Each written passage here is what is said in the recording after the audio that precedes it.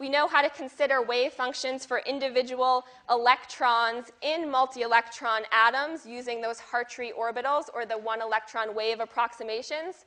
So let's compare what some of the similarities and differences are between hydrogen atom orbitals, which we spent a lot of time studying, and now these one-electron orbital approximations for these multi-electron atoms. So as an example, let's take argon. I've written up the electron configuration here. And let's think about what some of the similarities might be between wave functions in argon and wave functions for hydrogen. So the first is that the orbitals are similar in shape. So for example, if you know how to draw an s orbital for a hydrogen atom, then you already know how to draw the shape of an s orbital or a p orbital for argon. Similarly, if we were to look at the radial probability distributions, what we would find is that there's an identical nodal structure.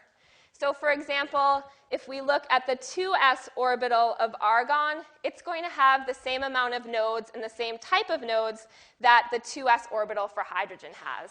So how many nodes does the 2s orbital for hydrogen have? It has one node, right? Because if we're talking about nodes, it's just n minus 1 is total nodes. So we would just say 2 minus 1 equals 1 node for the 2s orbital. And how many of those nodes are angular nodes? 0.